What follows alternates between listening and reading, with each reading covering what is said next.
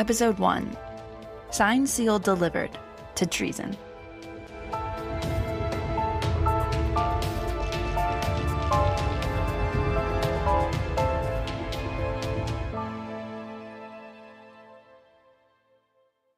Maia, when you think about what holds a country together, what's the first thing that pops into your mind? Right now or like in general? Because right now is a little different, I think. I kind of want to hear both, actually. Right now, sheer will and a dream, you know? Social media, doom scrolling, I think. But in general, probably like laws, leaders, the Constitution, stuff like that, and structure. Yeah, I think that's what most people would say. Okay. But what if the glue that holds us all together is something quieter and more subtle, like the mail?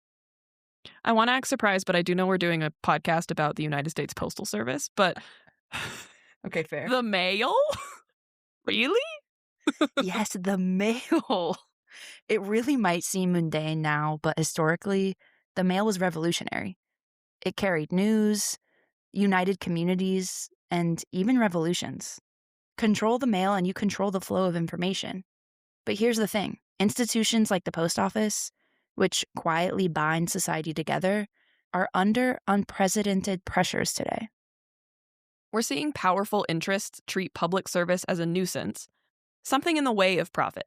Tech companies think algorithms can replace genuine community, and some politicians are eager to auction off our most essential institutions to the highest bidder. It's alarming. In a time when we have countless ways to communicate, yet algorithms consistently prioritize billionaires' interest over our genuine content, it's more critical than ever to protect institutions like the post office, which ensure equal access and communication for everyone. That's why diving into this history is critical right now. Protecting a strong, equitable post service today continues the very struggle that created it. The fight to ensure connection, communication, and opportunity aren't just privileges for a select few, but fundamental rights for everyone. So buckle up. We're about to unpack the hidden history of the U.S. Postal Service, explore why it matters deeply today, and reveal how that battle to protect public institutions is far from over. And don't worry, I'm not going to let Aileen only talk about the boring history stuff. Because, yeah, we're going to talk about the humble male, the unsung and arguably unsexy hero of democracy. Sorry, Aileen. But along the way, we'll dive into secret networks, political intrigue, and a colonial-era girl boss who flew too close to the postal sun. The mail is about to get messy. I'm Maia Warner-Langenbahn. And I'm Aileen Day. And this is People of Agency, a podcast about the U.S. Postal Service, public institutions, and the ordinary people who built them, broke them, and fought like hell to make sure they work for everyone. The post office has survived wars, depressions, and countless attempts to dismantle it. And the attacks we're seeing on public institutions right now, postal workers have faced them before and won. This history is a playbook for defending what we've built.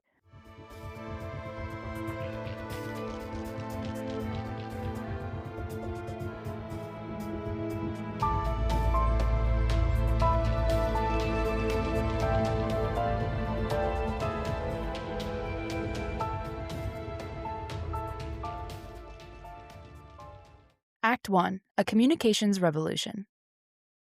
In the early 1770s in the American colonies, tensions with the British are sky high, and information is power. The colonies were growing restless under British rule, but getting news across them, that was a nightmare. The postal system was run by the Crown. It was slow, expensive, and heavily monitored. Letters were stolen, newspapers were censored, and entire mail routes were shut down to keep rebellious ideas from spreading. And for colonists trying to organize, trying to imagine something different, yes, this was frustrating, but it was also threatening. Because if you can't communicate, you can't coordinate. And if you can't coordinate, you can't start a revolution. The British postal officials are literally opening people's mail, delaying newspapers, and doing whatever they can to squash revolutionary chatter.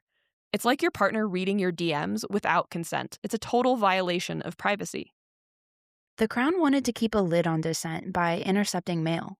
Today, billionaires and politicians are trying to do the same thing, putting a thumb on the algorithm scale, influencing what you see online, defunding public media. pushing Stephen Colbert off air, and turning our institutions into profit centers instead of public goods. This was a time when people often didn't travel more than 20 miles from home in their whole lives. Before the first sparks of the revolution, the colonies could not have been more disjointed. In the mid-1700s, identifying as American was a fairly new concept. Colonists' loyalties tended to lie with their individual colonies or with Britain. Imagine being in a world where your best news source was the guy who rode in on a horse. The post writer was your social media doom scroll, your news anchor, your neighborhood gossip all into one. Because people would gather in inns and general stores to hear letters read out loud, even if they weren't addressed to them. One colonial wrote that half the village would follow the postman down the street like he was in a parade. Okay, but imagine getting bad news like that, That would suck. Yeah. Suddenly everyone knows all the tea. Yeah. Like a love letter from Ooh. someone that's not your partner. Hearing your partner Drama. is with someone else. A Oh my love God. letter to them. I would watch that episode of The Gilded Age. That's all I'm saying. Damn, I'm sure it exists. Regardless, the mail was infrastructure, but also connection. It pulled people out of isolation and into a shared public life. And those early routes carried more than letters. Newspapers and pamphlets that criticized the crown or called for boycotts spread along those same roads. You can trace the spread of quote-unquote radical ideas almost exactly along the postal roads. You can't build democracy without a functioning information highway. For the founders, that meant the post roads. Today, it's public internet access, libraries, schools, and media. When these are starved or sabotaged, it's not a policy failure. It's a strategy. If you had a good pamphlet, Boston to Charleston could read it within weeks and organize around it. It's like the 1700s version of a viral tweet, and the British knew it. They intercepted mail, searched writers, and shut down routes. It's almost hard to imagine in our world of mass multi-channel instant digital communication, but this was the reality. I mean, how do you even go about planning a revolution when your enemy is reading your mail? I'm not sure you do. So, enter our first character, William Goddard. Now, William is a private printer by trade, kind of a colonial tech bro, if you will, always hustling with newspapers and pamphlets. And I wouldn't say he's the nicest guy. We'll get his sister's side of the story a little later on, but he's had it up to here with the Crown Post spying on everyone's letters. So William decides, you know what, screw this. We need our own mail system, one that the British can't touch. So, in 1774, he starts laying out a plan for what he calls the constitutional post. And it's kind of brilliant, and also a little chaotic.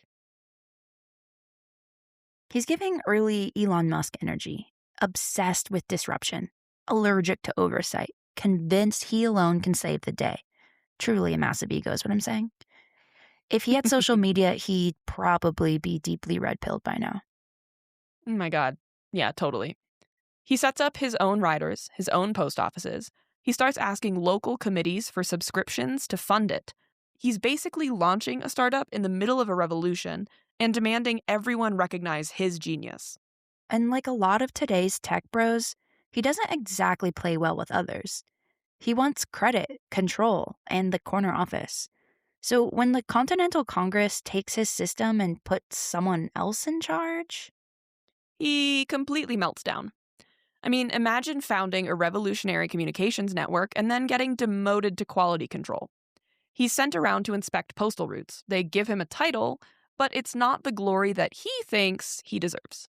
Look, props to him for seeing the need and building the thing, but let's not pretend that he was some selfish visionary. He wanted the power, and when he didn't get it, he fully sulked. So, on July 26, 1775, the Continental Congress established a United States post office, making the post office almost a year older than the country itself. This is one of the first things they do, even before signing the Declaration of Independence. That's how crucial the mail was. And they name a postmaster general to run it. And who do they pick? Benjamin Franklin. Because, of course they do. Almost 20 years prior, Franklin was promoted to Joint Postmaster General of all American colonies under British rule. He was in charge of moving information across all 13 colonies, from the rocky coast of northern Maine to the plantations of South Georgia. That's over 1,000 miles of forest, rivers, and barely there roads. This enhanced speed and information played a crucial role in fostering a sense of interconnectedness among the colonies and facilitating the spread of news and revolutionary ideas. The ability to communicate more rapidly allowed for better coordination among the developing resistance movements and contributed to the development of a shared colonial identity. Before Franklin took over the mail, it was easier to send a letter to Britain than to another colony. A farmer in Virginia might have little sense of shared identity with a merchant in Massachusetts. But thanks to Ben's obsession with efficiency, a letter that once took weeks now takes mere days. He boasted that a letter from Philadelphia to New York and a reply back could be done in 24 hours. That was blazing speed in 18th century terms, even today's terms. But here's what we can't forget. Congress and Franklin didn't pave new highways from scratch. The vast majority of those early post roads were built on top of Native American trails, paths that had existed for centuries. Right. Roads like the Boston Post roads, celebrated for uniting the colonies, were originally indigenous roads. The Pequot Path, the Seneca Trail, the Natchez Trace. These weren't empty spaces. They were established network connecting Native communities long before colonists showed up with wagons and mailbags. And as the colonies grew, the government didn't borrow those trails. It seized them. And it seized them violently. The creation of a unified postal system relied heavily on the forced removal and dispossession of indigenous people. That displacement wasn't just territorial. It was about erasing indigenous systems of communication, of kinship, of mobility. As colonists built their version of national unity, they actively worked to sever Native people from theirs. But Native nations didn't vanish. They resisted, they adapted, and today, Native communities are still here, still organizing, still demanding recognition, their land back, and sovereignty. The truth is, any story about American infrastructure, roads, mail, democracy itself, is incomplete without recognizing the cost of conquest and the survival of those who were never supposed to make it through. And that's the paradox baked into the origins of this country. The same system that helped identify colonies and spread revolutionary ideas was built by displacing the very people who had already built networks, knowledge, and communities on that land. And we can hold both truths at once, that the post office was a radical experiment in public connection, and that it rode on trails carved by people this country tried to erase. And that tension, that power built on displacement, didn't end with the past. It's the blueprint. Every time a government builds or guts an institution, every time access is expanded or denied, we're watching the same question played out. Who gets to be connected, and who gets left behind? The postal system didn't just deliver the mail. It delivered connection. And who got it and who didn't, that shaped the country we became. From day one, the American Postal Service was mission critical.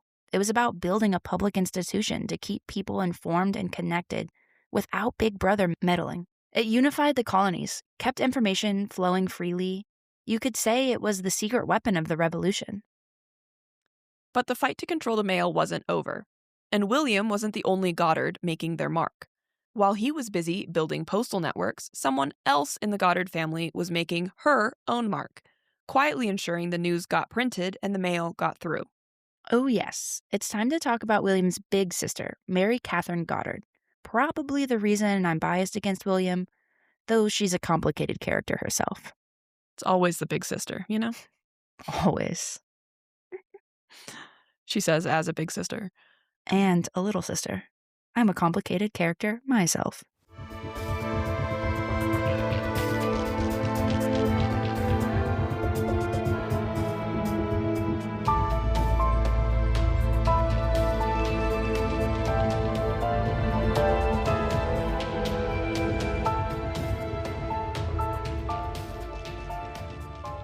Act 2. The Post of the Revolution and the Woman Who Held It Together. It's 1775, and the American colonies are officially at war. The mail is still delivering tea, and now it's spilling it too. Guys, I promise that joke was funnier when I left in the 2 extra hours on the Revolution and the Boston Tea Party, but you're welcome for cutting them. So General George Washington is rallying troops. Congress is scrambling to govern, and Benjamin Franklin, the Postmaster General, is about to peace out to France. A man who's never going to beat the nepotism charges, he literally leaves his deputy, aka his son-in-law, Richard Batch, holding the mailbag. Things are chaotic. Mail routes are dangerous. Riders can be captured, killed, or worse, lose their cargo of juicy revolutionary gossip. In the middle of all this turmoil, someone unexpected steps into the spotlight. Mary Katharine Goddard, William Goddard's older sister. Remember William, our colonial Elon Musk wannabe? Well, Mary's the responsible sibling who has been quietly cleaning up his messes, like the classic older sister. Mary was born in 1738 into a family that was basically the 18th century equivalent of a media dynasty. Her father, Giles, was a postmaster in New London, Connecticut. So Mary grew up surrounded by letters and ledgers. Her mom, Sarah Updike Goddard, educated, wealthy, and tough as nails, made sure Mary got a top-notch education in reading, writing, Latin, French, which was very rare for a colonial girl. When Giles got sick and later passed, Sarah stepped in with family money and started the Providence Gazette. William, who was only 17 at the time and eager to be a front man, took all the credit. But it was Sarah's business savvy and Mary's steady hand running the press that really made it happen. An 18th century mom and daughter newsroom duo. Meanwhile, William, a textbook youngest sibling, is bouncing from city to city, starting newspapers and promptly running them into debt. He dragged Sarah from Providence to Philadelphia for another newspaper, the Pennsylvania Chronicle. Naturally, he tanks that one too, and lands himself in debtor's prison. And Mary, once again, cleans up his mess. By the time William gets them to move to Baltimore in 1773, Mary is essentially running William's latest newspaper, the Maryland Journal. He starts it and then says, "Hey sis, gotta run, can you handle this?" Typical. This is when William starts up the Constitutional Post. What's the quote? "Behind every man is a strong woman making it possible." Mary officially takes over in 1774 and immediately changes the masthead to say published by M.K. Goddard. Talk about reclaiming your power. And then the Revolutionary War explodes. Suddenly, Mary's newspaper is ground zero for patriot propaganda. She prints fiery editorials supporting the boycott of British goods, Thomas Paine's Common Sense, the explosive pamphlet that argued for American independence, likely reaching many readers in Maryland who may not have seen it otherwise. Okay, so we are now caught up to Benjamin Franklin, snagging the Postmaster General, which William thought he deserved. Perhaps they had some insight into his commitment issues. In the fall of 1775, Franklin and his team began appointing local postmasters for key towns and cities: Boston, New York, Philadelphia, Williamsburg, and Baltimore. In Baltimore, Ben Franklin, or perhaps William Goddard himself, but I'd like to think of it as a slight to William, made a surprising choice for postmaster. Yes, that's right. Mary Katharine Goddard was named Baltimore's postmaster in October 1775. Aileen, do you like William Goddard? I can't quite tell. Yeah, big fan over here. No, once I thought of him like Elon, he did not stand a chance on this podcast. So she's appointed Baltimore's postmaster. That makes her one of the first women, if not the very first, to hold an official government role in America. She's literally running 2 revolutionary businesses at once, a mail system and a newspaper. And I mean, I get stressed managing 1 inbox, maybe 2. My personal mailbox, like my physical mailbox, I get stressed managing. And she excels. Baltimore loves her. The Continental Congress trusts her. She has a reputation for reliability and, honestly, a no-nonsense vibe. There's a story about a Baltimore man storming into her post office, demanding to speak to the real postmaster. And Mary just says, "You're looking at her." He storms out, returns the next day, and insists to speak to her husband. But spoiler alert, there was no husband. Absolute icon stuff. Mary never married or had children, which was practically unheard of at the time. She's fiercely independent, running a revolutionary postal hub and a pro-independence newspaper on her own terms. And keep in mind, she's doing all this as a woman in a society that expects women to be quiet homemakers and baby makers. Naturally, people didn't know what to do with her.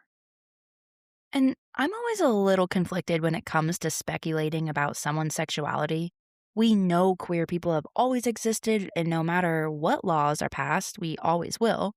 But because it hasn't always been safe to live openly queer, especially in the 1700s, so many stories are hidden, erased, or never told. That means queer people are often robbed of seeing themselves reflected in history, even when we are there shaping it. With that being said, I'm not saying Mary's part of the family. We just don't know. There's no historical evidence of Mary Katharine Goddard having romantic relationships with women or men. She never married, which was very unusual at the time. Especially for someone of her class. And that's led to some speculation. But there are no surviving letters or records that tell us how she identified. So, with all of that being said, in queer historical studies, she fits what sometimes is called a Boston marriage profile. A woman who lived independently, supported herself, and was deeply embedded in public life without a male partner. She was deviant in the way so many trailblazers were, deviant from gender expectations of her time, from the pressure to marry or stay quiet or stay at home. What we do know is that Mary Katharine Goddard lived on her own terms. She didn't follow the path laid out for most women of her time. And maybe she didn't want to. Maybe she didn't need to. She already had a revolution to run. Of course, not everyone was happy with her success, like her brother, because he's off pitching his next big idea, still bitter about not running the show himself. William's writing letters complaining to anyone who will listen about how his sister is taking over, quote, his newspaper. You know, the one that he abandoned. It's the Revolutionary era version of subtweeting. William Goddard, drama king. But Mary doesn't care. By late 1776, when Congress flees to Baltimore because the British are closing in on Philadelphia, Mary's printing press and the post office are at the heart of the Patriot cause. She's handling classified wartime communications, rallying public opinion, and managing logistics at a level that most men in her time couldn't dream of. Mary Katharine Goddard is holding down the fort and holding together an entire revolutionary communications network. And she's about to become even more famous, or infamous, depending on who you ask. Because soon, Congress will tap her printing press for a historic job. Mary's about to print something that turns her from a local legend into a national icon. Mary Katharine Goddard, from overlooked older sister to revolutionary superstar. Take notes, William.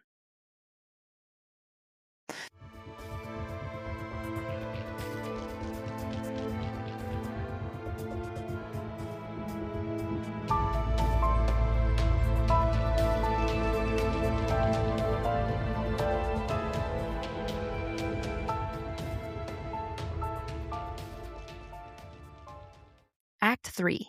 Independence Inked. It's December 1776, and things are looking grim. After a hopeful summer, Washington's army has suffered brutal losses. The British have New York, and Congress is literally on the run, scrambling to Baltimore for safety.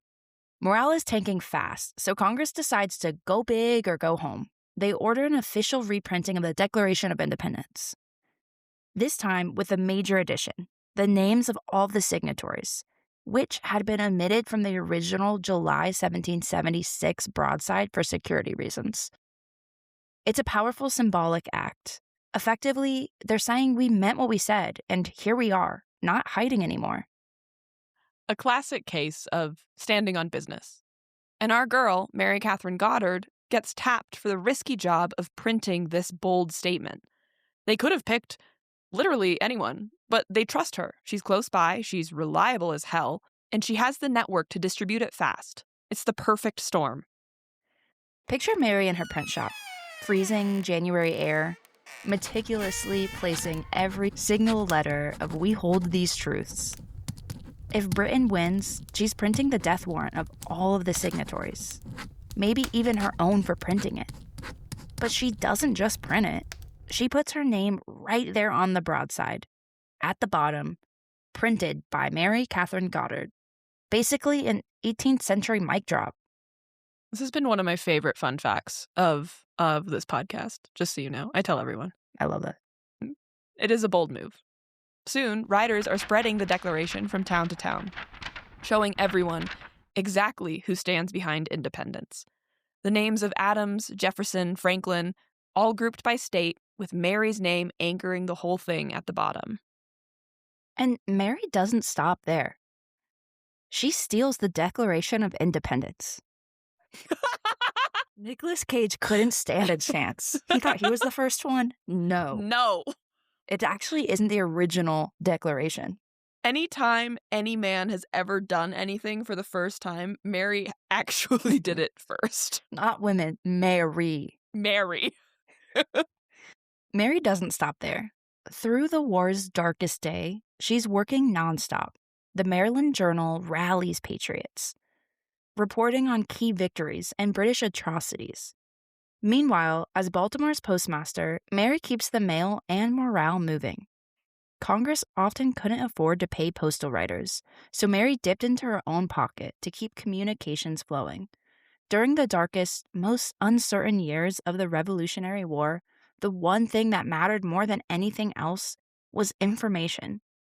Letters, news, orders, updates, hope. Without it, panic spread. People felt abandoned. Chaos crept in. She even innovates by introducing home mail delivery in Baltimore, a revolutionary step, pun fully intended. Remember, before this, people needed to go to their local pub, town store, or post office to pick up their mail. The United States Postal Service doesn't start home delivery to the whole country until 1902, more than 100 years after Mary. Mary sees accessibility as a key. Just running a weekly newspaper in wartime was hard enough. There were shortages of paper, constant news to sort through, and the risk of retaliation. It's said that through the war years, she never missed an issue of her newspaper, at least until some forced interruptions in 1776 due to paper shortage. But not everyone appreciates her hustle. And guess who doesn't? Elon Musk. Yes, Elon. Famous Mary hater. But also William Goddard. After America finally wins independence in 1783, William decides he wants his newspaper back. The same paper Mary's been running successfully for almost a decade. In true sibling rivalry fashion, he forces Mary out. They launch competing almanacs and publicly calling her hypocritical, mean, and vulgar. Super mature. But here's the kicker. Mary is still postmaster of Baltimore, until, that is, the new U.S. government steps in. In 1789, Mary is abruptly fired by Samuel Osgood, the postmaster general. Why? Because the job now involves, quote-unquote, too much travel for a woman. They literally say she can't handle it. You know, the job she's actively been crushing for years, just because she's a woman.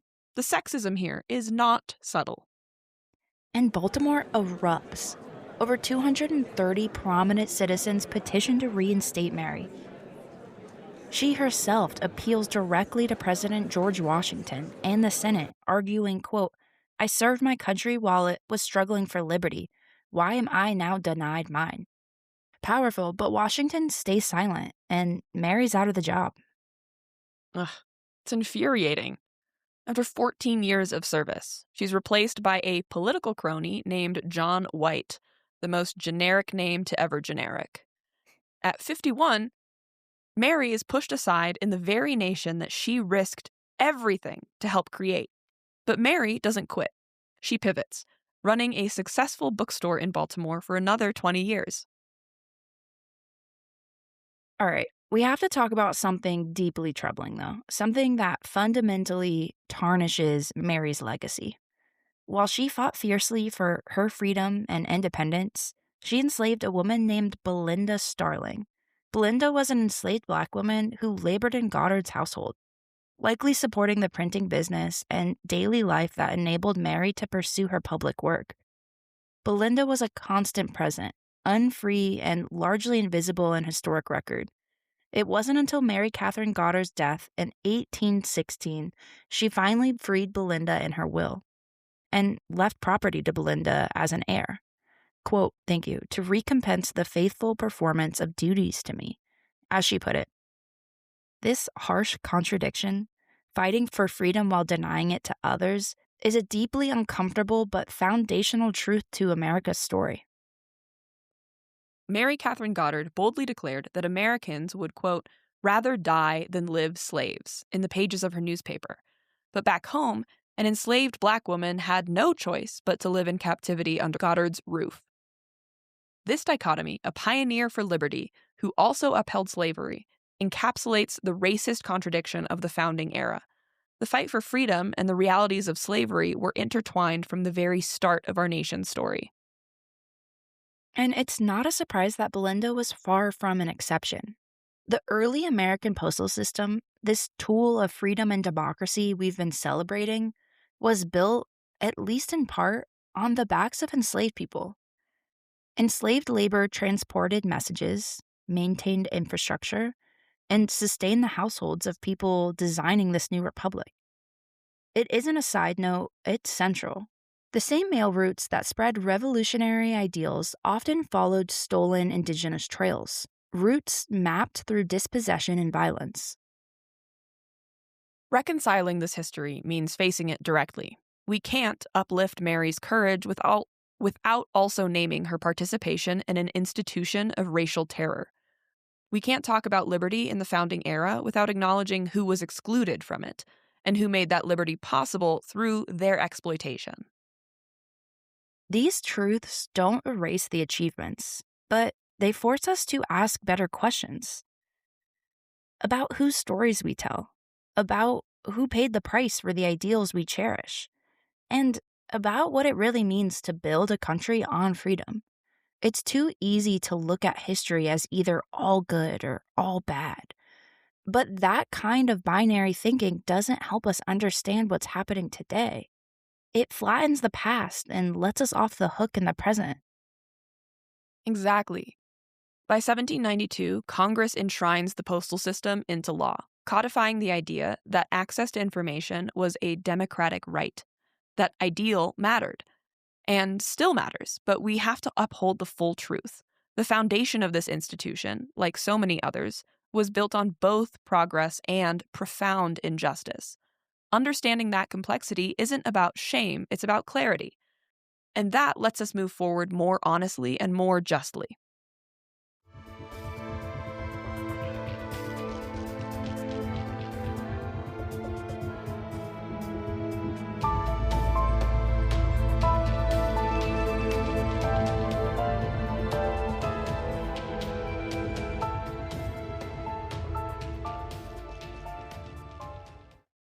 Act 4.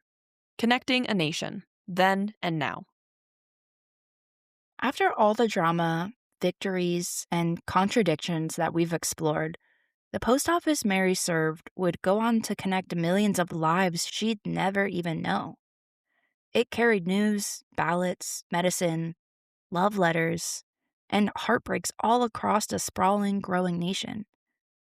Farms, islands, reservations, bustling cities, all stitched together by the threads of mail routes. And it still does that today, just with fewer horses and more barcodes. That's the thing. The system that started with riders on horseback and women like Mary Katharine Goddard printing treasonous documents is still quietly holding our democracy together. But we're watching it be chipped away in real time. Today, public institutions like the Postal Service are under siege. Not because they've failed, but because they succeed in ways that don't make a profit. And in our current political climate, that is practically a crime. There's this dangerous narrative that if something doesn't make money, it must be broken. But institutions like the post office were never designed to make money. They were designed to serve people, especially the people the private market has no interest in serving. And when we forget that, we let billionaires and politicians dismantle public institutions until there's nothing but Amazon lockers and paywalled access. We see this happening all around us. Education, healthcare, even public libraries are fighting for their lives. And it's all part of the same pattern. Defund it, call it inefficient, privatize it, and watch the most vulnerable get left behind. Public institutions, even flawed ones, are worth protecting, not because they're perfect, but because they belong to the people. The answer to imperfection isn't demolition, it's investment. It's understanding their history, their cracks, and building something stronger from within. You can't replace democracy with an app. You can't replace the Post with an algorithm. And look at where we are now. Polarized, fragmented, exhausted. We don't go to the same schools, we don't watch the same news, we barely live in the same realities, but we all still get mail. We all still have mailboxes. That tiny, tangible connection, sealed envelopes and familiar stamps, it still ties us together in ways that almost nothing else does. And here's the real shocker. The Postal Service, the very institution keeping millions connected, isn't funded by tax dollars. Since 1982, the Post Office has received no regular funding from Congress for its operating expenses. Instead, it's now legally required to function like a business, while still fulfilling its core public mission.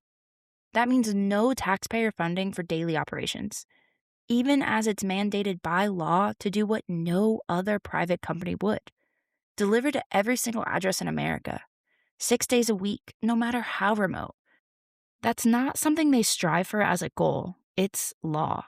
It's called the Universal Service Obligation. So no matter where you live, they have to get your mail to you? Exactly. If you live down a dirt road in Alaska, if your house is up a mountain in West Virginia, your mail still shows up, which is a good thing. It's why the post office has equality baked into the institution. And here's what most people don't realize. When Amazon, FedEx, or UPS decides those deliveries aren't profitable enough, they hand off those packages to the Postal Service. The Postal Service does a staggering amount of it. In fact, as of 2023, the Postal Service handled over 1.5 billion packages for Amazon alone. And for FedEx and UPS, tens of millions more. These billion-dollar companies depend on the post office to do the logistically difficult and least profitable part of their job. Without the Postal Service, these corporations' sleek delivery promises collapse.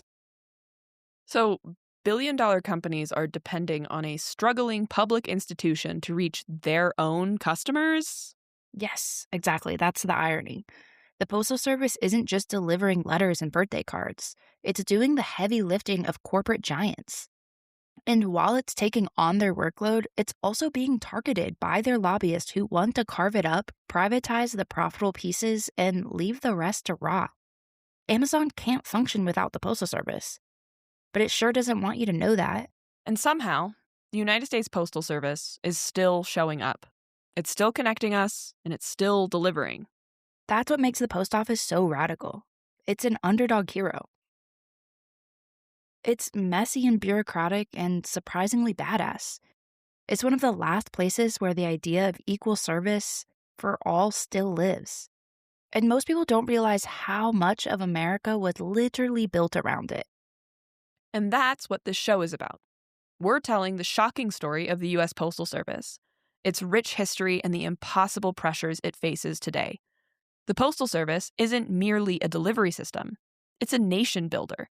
It laid the groundwork, literally and figuratively, for our roads, our railways, our economy, and our politics.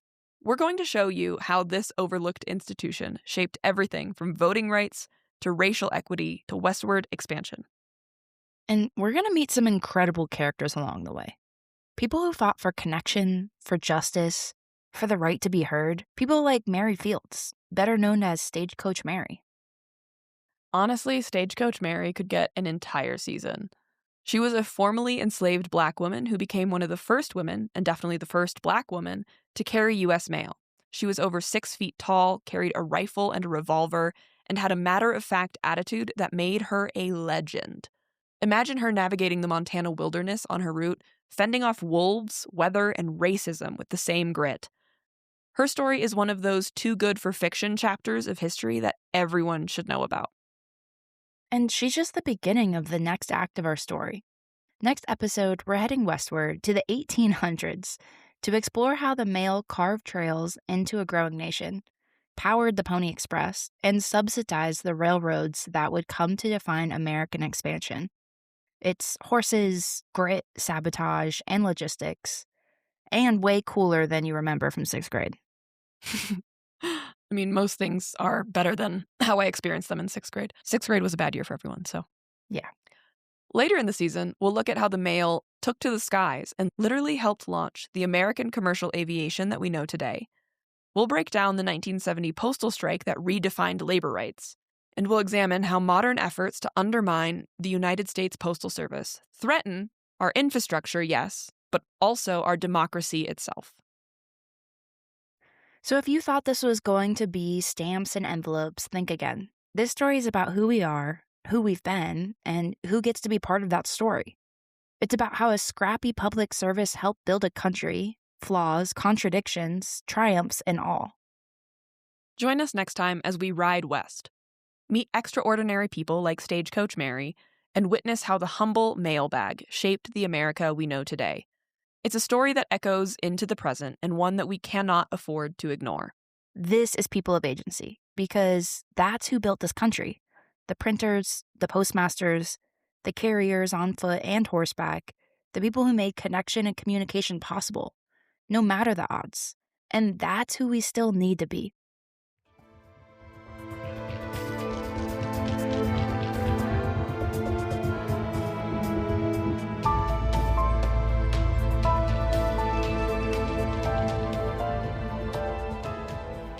Thank you for listening to People of Agency. The institutions are messy, the people in them are complicated, and the fight over who they serve has never ended. If you appreciate what we're doing here, digging into uncomfortable complexity instead of easy answers, leave us a review. Please share this episode with a friend. It's the best way for people to find small podcasts like ours. Find us on social media at people_of_agency. Thank you for your support, because telling honest history, that's how we build better institutions. People of Agency is created and written by Aileen Day with additional writing by Maia Warner-Langenbahn. It is hosted by Aileen Day and Maia Warner-Langenbahn. This episode was edited by the amazing Kelsey Ruppersberg Day. Our beautiful cover art is by Sam Woodring. We have extensive sources for all of our episode linked in the show notes. Thank you to the post office for being the post office and having an incredible story to tell. Support your local post office by using postal services regularly. Mail a birthday card. Send your long-distance friend a piece of mail just for fun. There's no feeling like getting a piece of personal mail.